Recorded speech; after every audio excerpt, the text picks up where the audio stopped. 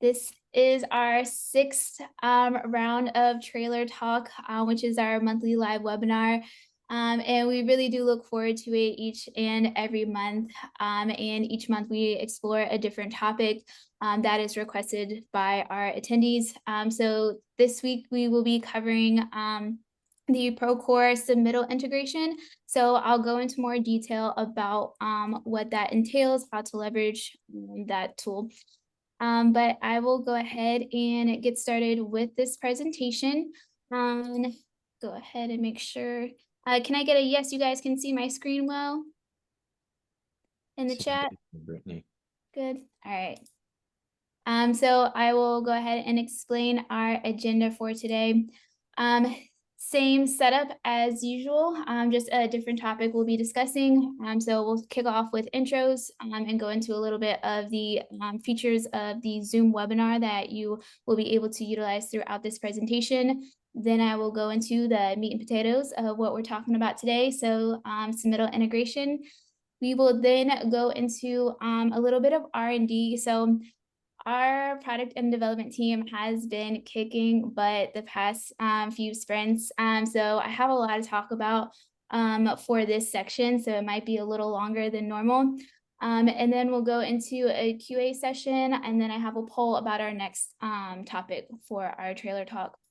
And we generally like to keep this about 45 minutes. It has tracked a little longer for a few of them, but I'm going to try to keep it in that 45 minutes. I know you guys are busy and have plenty of things to do, but it's going to be a good one today, guys. All right. And then the webinar tools. Most of you, this is not your first time here at this webinar, but we do have the chat open and we have verified quicker than normal that it is working well. So please get in there for any comments that you have about what I'm about to talk about, and just be respectful for the to the participants and us as well. And then any questions, we have a separate Q&A section. So it kind of helps separate from the chat to put your questions in the Q&A. So we make sure that we answer those and it doesn't get lost in the other chats. And then you can also raise your hand if you are feeling, adventurous and you want to raise your hand and answer a question live. Go ahead and do that. We really encourage that. Not you, Ben. And then you have us on this call today to facilitate this discussion. I will be presenting, and then I have Ben, Mike, and Skylar here to support, add in additional perspectives, and then follow up on any chats and Q&As. I will introduce myself, and then I'll pass it along to my team to make their own introductions. Most of you guys I have worked with, and you know who I am. My name is Brittany. I am in Norfolk, Virginia. I am the success manager for most of the East Coast teams. And I am very excited about this topic that we are going to cover today. This is a newer part of the platform. And just by the question that I asked on the beginning of this call, it looks like a few of you have not utilized this integration yet. So super stoked to talk to you about it, and hopefully you'll be empowered to start connecting your submittals to your Outbuild schedule. That's all I'll say. I will pass it off. Ben, you want to go ahead? Sure.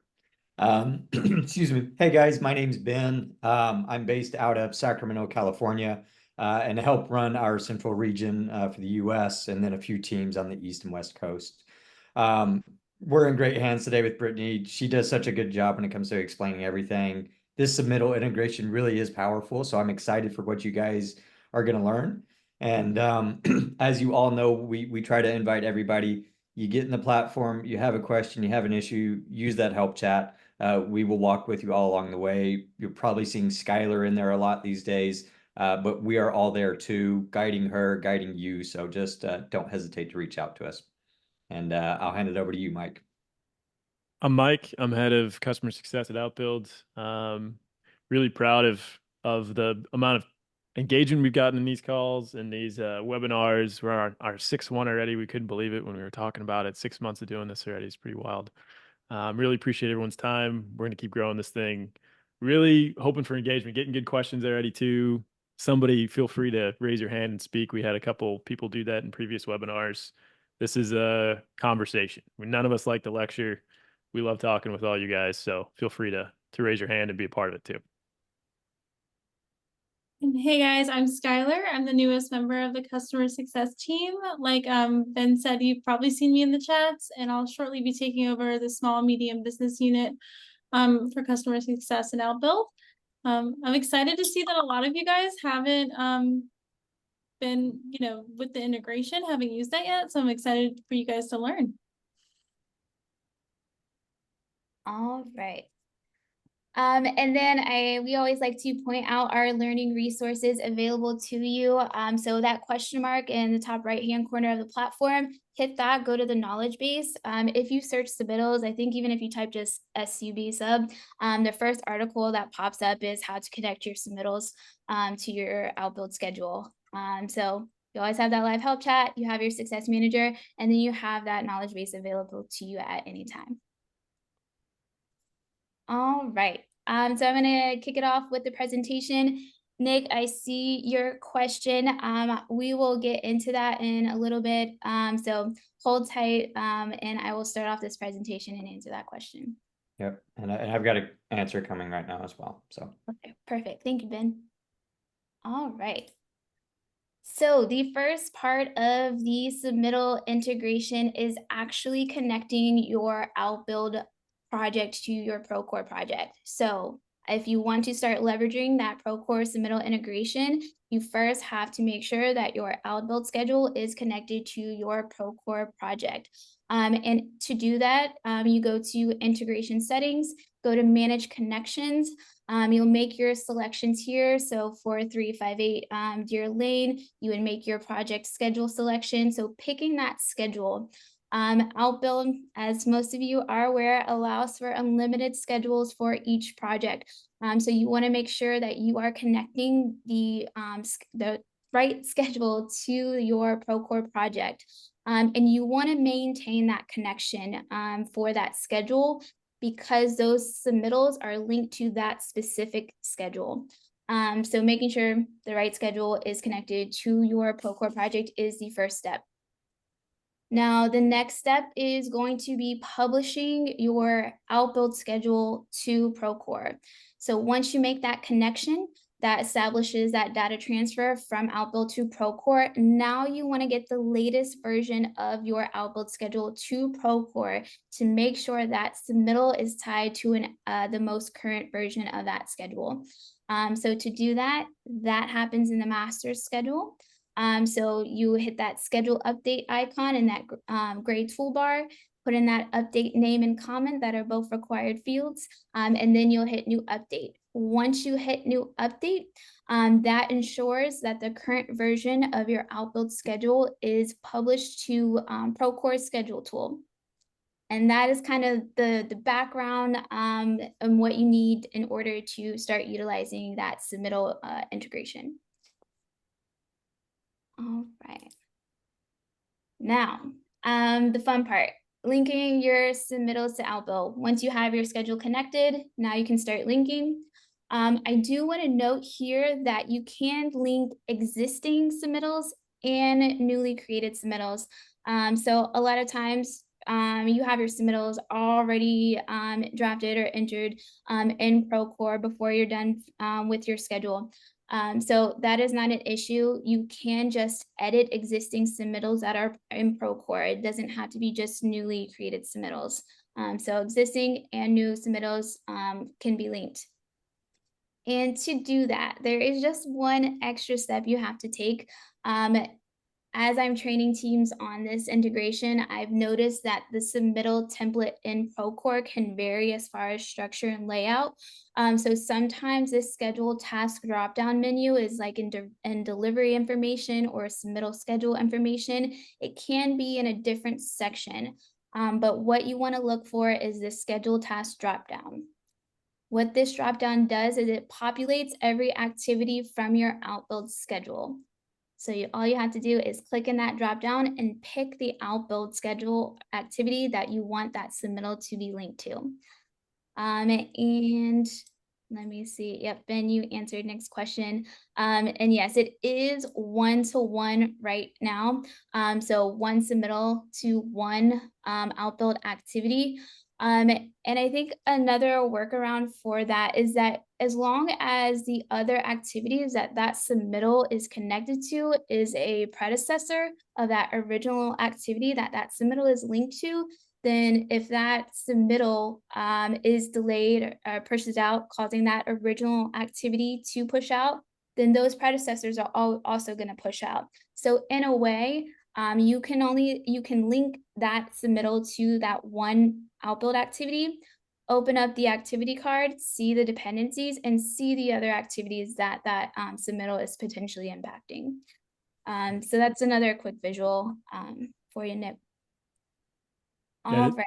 Okay. This is a great tool, but don't think that every submittal that you have in your entire submittal procurement log has to be connected to a schedule item. It's really there to help drive what's the critical path or what also could become critical path, your long lead time, your stuff that you really want to focus on, and connect that first, right? I'm actually putting in a ticket to try to see what maybe would be the best way to have maybe multiple drop downs so you can connect more than one, just so that you always don't have to manage that. But most of the time, you have one lighting package in the first area, and that's doors or lighting, whatever it is. That's what's going to drive that area's completion. And you can connect that submittal directly to that one. Thank you, Mike. Yeah, so right now, 1-to-1, once you made that selection and hit that update or create, if it's a new submittal, that's going to populate that submittal icon on your Gantt in Outbuild. In Outbuild, you want to make sure that you have that submittal turned on as far as view options. So with, in your view options where you have your baseline, your today line, your task number, there's also a submittal option. So you want to make sure that's turned on so that you can see these icons in your schedule. All right. So that's how you link them. And I'm gonna move on now and talk about what else that you see in the schedule and in the activity card. So it's not just the icon that you see in your Gantt, which is helpful. It offers a quick glance of what submittals are impacting your schedule. So quickly, if I have no idea what's going on my schedule, I see that red rubber stamp icon, I know that there's this delayed submittal. So if I'm a superintendent and I view the master schedule and I see those red icons, I know I probably can't move that activity up because there's something that needs to be closed out that's going to prevent me from doing so. So that's just quick glance what's going on as far as submittals impacting my activities in my master schedule.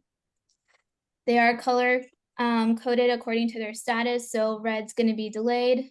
I say on my trainings in Outbuild, red is always bad.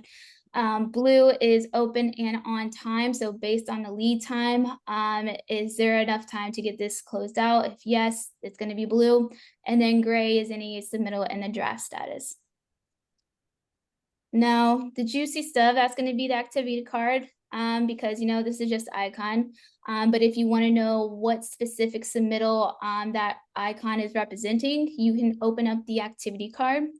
And if you don't know how to do that yet, it's to the left of each activity in your master schedule. If you hover your cursor to the left of that activity line item, there's going to be a green icon. You click on that, that opens up the activity card, which houses all of the details specific to that activity. So in the third tab over, that's your submittal card, and that is going to populate all of your fields from Procore. So each of these items, except for required on-site date, is taken from Procore. Required on-site date is the only field that Outbuild drives. So required on-site date, I put here, equals the start date of the activity. So for this example here, MEP rough-in, it starts on, I think I changed the date here. Well, sorry, I put a bad screen grab here. I had moved the date before. But anyways, the required on-site date is going to match the start date of that activity. here, and you will see that, and I'll show you a live example after the next slide. I'll go into a live demo and show you how that correlates and communicates back and forth. So start date's going to equal that required on-site date. Once you hit save changes, that is going to push that required on-site date into Procore. Everything else comes from Procore. We know Procore is the source of truth. If you're in here and you know maybe lead time's off, maybe this is actually 30 days instead of 15. What is cool is that you can hit this hyperlink, kind of hard to see on this image here, but this number 1 is the submittal number. If you click on that number 1, it's going to bring you straight to that submittal in Procore. All right, and I see we got a couple more questions. These are being I'm working on them. Okay, perfect, awesome. You've been. I'm going to keep pushing along here. And so just recap what I went over here. Required on-site date, that is driven by Outbuild. Any changes you make to your schedule, that pushes back to Procore. Any other fields, plan and actual dates, those come from Procore and push back to Outbuild. All right. So how we can leverage this integration, one way is to generate a procurement log. In Procore, you can create a custom report. I also have a training guide that walks you step by step how to create that custom report. Here is one that we've built, but all of these fields can be customized. So if you don't need to see all these fields, maybe there's only 4 or 5 that you need to formulate your procurement log, you can adjust that. But that required on-site date that I circled here, that is what is coming from Outbuild. And this procurement log, you can easily export. Anybody that has access to your Procore project, they can, see this procurement log as well. So a lot of my teams, and Courtney, I see yours. I know there's a lot of questions coming in, but I'll answer Courtney's. Where can we find the guide on how to build this procurement log? I will send it out.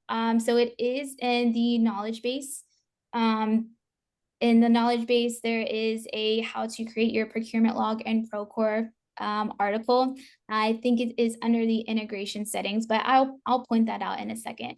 But we do have that available in our knowledge base. All right. We'll also post this for after we're done with the webinar here. We'll put it on the website for people that want to follow up with anything we talk about here. So. Perfect. Thank you. All right. And that is how we can take advantage of that required on-site date coming from Outbuild. Typically, teams have their procurement details in some sort of external program. If it's a spreadsheet, Excel, another app for dedicated to procurement, it's a separate system. Here we can kind of combine it. So you're only dealing with Outbuild and Procore.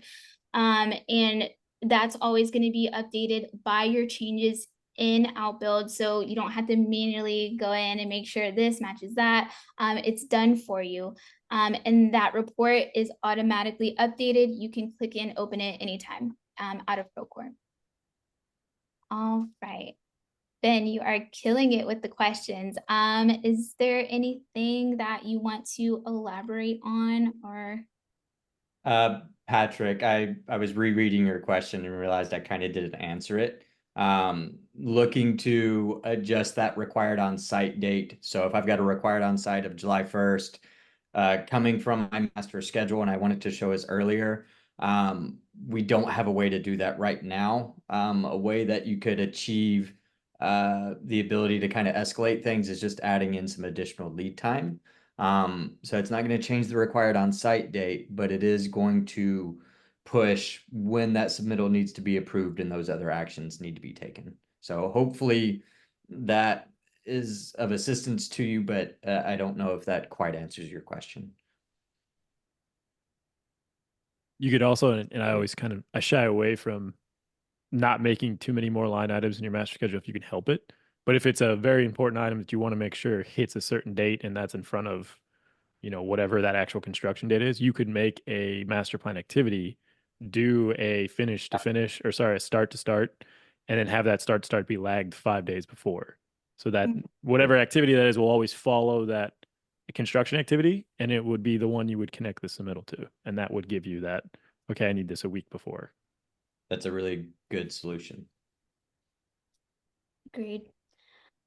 All right, so that was my last slide. I am going to switch over to Outbuild just to show you a few things about the submittals live here, and then we'll move on to the R&D section. So here I'm in Outbuild. Let me go ahead and make this full screen here. I'm in 101 Builder Street. I see my submittals here. On these MEP rough-in, restroom specialties, control room, MEP overhead activities. I am gonna go into the activity card and prove that I wasn't crazy, and go to the submittals tab. And now you can see the start date of MEP rough-in 7/2, required on-site date 7/2. If I were to reschedule this, let's say I push it out 7/16.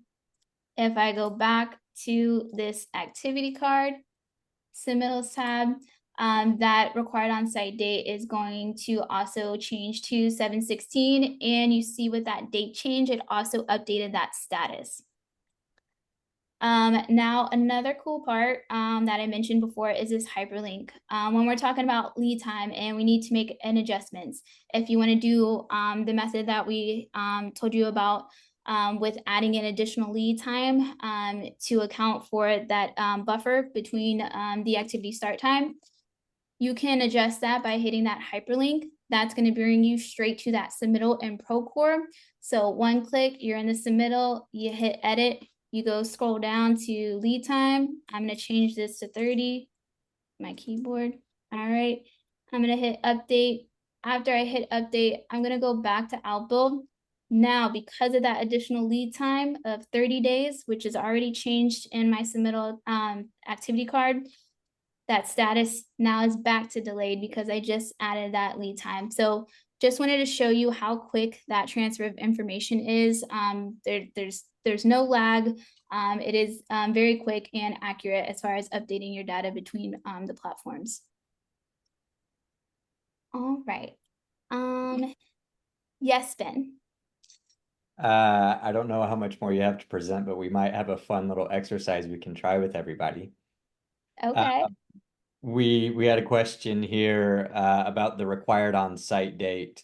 Does it automatically update, or is it when we push the schedule to Procore? My understanding is that it is when we push the schedule to Procore, but we might want to try it live right now and see what it shows. And it could just be as simple as going to your procurement log and seeing if it's 7/16 for MEP. Does that make sense? Yes, I haven't saved changes. So, and I don't want to mess up the demo project. Yeah, let's just see what it does right now in its current state. Oh, in its current state is I don't believe it is going to edit because I haven't saved that change yet. It's gonna still be July 2nd. But yes, once you push a new update, it is going to show that 7/16 as that required on-site date. Mm-hmm. All right. So you do have to push that change. It does not automatically update this in Procore until you push that change. Yep. All right. Another thing I wanted to point out is the article for this. So question mark knowledge base. I am going to search submittal. All right. So this I just hit sub and both of those articles came up. So how to connect Procore submittals to your Outbuild schedule, and then how to create a procurement log in Procore. It walks you through the steps on how you can customize that report. All right. Now, while I'm in our demo environment, any more questions about the submittal integration?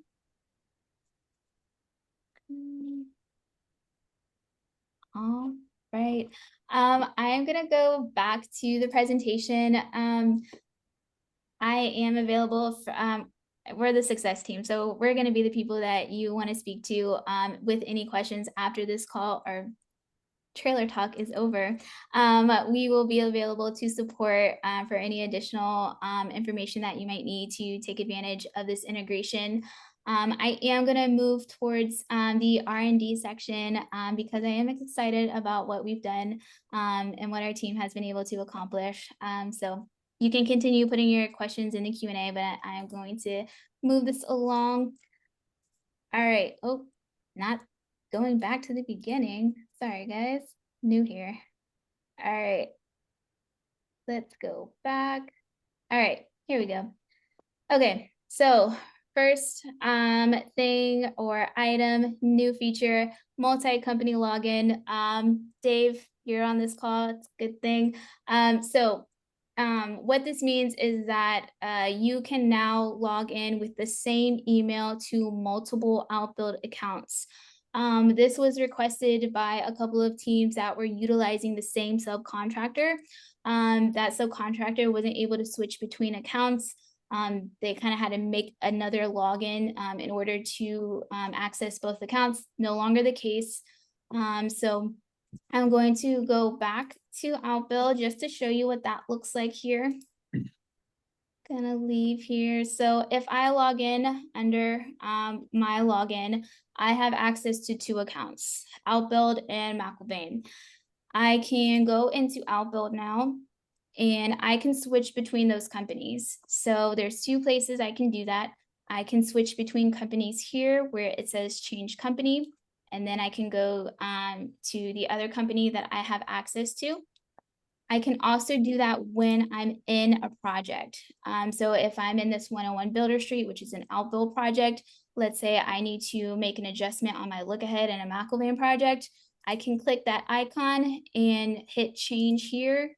It's gonna give me that same window to switch companies, and I can hit yes. I won't pull up your account, Dave, but that's how you would switch between companies. So now you can switch between Outbuild accounts, especially useful for subcontractors, or if you are a parent company and you have multiple child companies. So wanted to point that one out. Next one, look ahead, save user view. I'm going to talk about that one and the public and private views all in one go. We are actually ahead of schedule. This wasn't supposed to be done until like the end of the month. So we got all these versions of the look ahead views available to you now. And I'm just going to stick with this project and go to the look ahead and show you what that means. All right. So a few of you noticed that this drop-down menu disappeared for a couple weeks, and that is because we are making a new and improved version. So first, look ahead preferences, how you have it formatted, filtered, that is saved per user. So multiple people in the look ahead, one user opens it up, takes out some columns, refilters it, another person logs in, it's still going to show your preferences. It's not going to revert back to another user's formatting. So that's step 1. Step 2 now, if you click into this dropdown, you can have multiple views. So I have 2 different versions of my view. I also have a public view. So you can now create any number of views and make that view public or private. So if I like this view now, I can hit save current view. I can give it a name. So how some teams are utilizing this already, they have different subcontractor views. So they're drywall, electrical, mechanical. They each have their own view of the look ahead. So instead of having to come in here and be maybe overwhelmed by everyone else's tasks, they can focus in on the work that they are assigned to without having to refilter it themselves. So by giving you the ability to make public views, you can kind of, hand package their look ahead. They can just have read-only access if needed and still be able to see everything that they are assigned to. But real quickly, just give it a name, make it private or public. Private, it's going to only be visible to you. public. It's going to be visible to anybody who has access to this look ahead. So another feature dedicated to boosting collaboration from our field teams and our trade partners and subcontractors. All right. And now that this exists, right, everybody's gonna bring their subs into their planning room, right? Have them be a part of their planning efforts. Exactly. Sure, all like, yeah, let's do it. Yeah. Yeah. We're more than just software. We're trying to change some mindsets here. So we're gonna push that, especially Mike. So Yeah. Especially Mike. Sorry, everybody.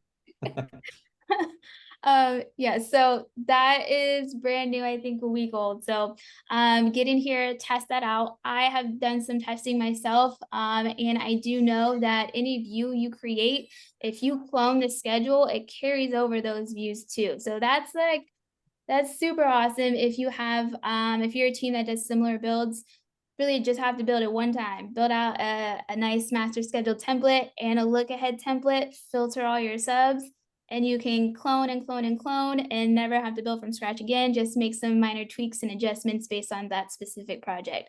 So if you can't tell, I'm very excited about this new improvement. All right. So that covers the look ahead. Outbuild iPad app version 2.0. We just launched that. I posted that in the community, but that is live as well. I'm not gonna pull up another screen for the iPad, but get in there, download version 2.0. That is going to allow you to update end dates based off progress. This was a highly requested feature from our field team. So the subs and supers that are utilizing Outbuild as intended, they were the ones that wanted this and really pushed for us to develop this. So you can now update progress, have the choice to update that end date. So if you were supposed to take 6 days to do something, you're now only taking 3. It's going to pull up that end date to mark that 3-day duration. So test that out. It's also gonna give you the option to update the start date if you start something earlier. A lot of new improvements in the Outbuild iPad app. So please download the newest version. It's version 2.0. You do have to update that. It's not gonna, update automatically. So make sure you update that app to see these new improvements. All right. The next thing we have coming up. So those 4, oh, I didn't even show you my cool automations. Hold on, guys. I got real fancy here. Look at this. There we go. Right. So all 4 of those are done. What we have coming down the line, master schedule columns for early start, early finish, late start, late finish. That kind of goes hand in hand with the next one with showing the driving predecessor and improvements with critical path. So those columns and the showing the driving predecessor, another request from our good friend Dave, that and Patrick's on here too. And that was highly requested. So that is coming. It is a complex development, so that's why it's taking a little longer, but we are in the final stretch. I believe we're just like in the final QA testing portion. So that is coming in the very near future. So I will post another update in the Outbuild community, which I think most of you have joined that. So thank you for joining our Outbuild community. Patrick's excited. Yeah.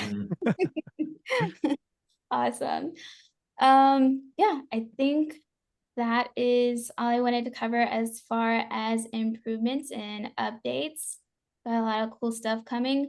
And I am over time. So is there any questions, answers that we haven't covered yet? I know you guys are pretty active in the Q&A section. All right. Cool. Great questions this month too. Thanks, everybody. Yep. Dave, yeah, definitely happy to chat later. Awesome. Okay, sorry guys for going over, but I really appreciate it. Let us know if you have any questions. Our next trailer talk is going to be on July 31st. Have a great 4th of July weekend. If there's not any other questions, we're looking forward to number 7. Already Yeah. 7 in, which is wild. I know. Okay, cool. Awesome. Well, thanks very much, everybody. And we'll be in contact about what that next topic will be, okay?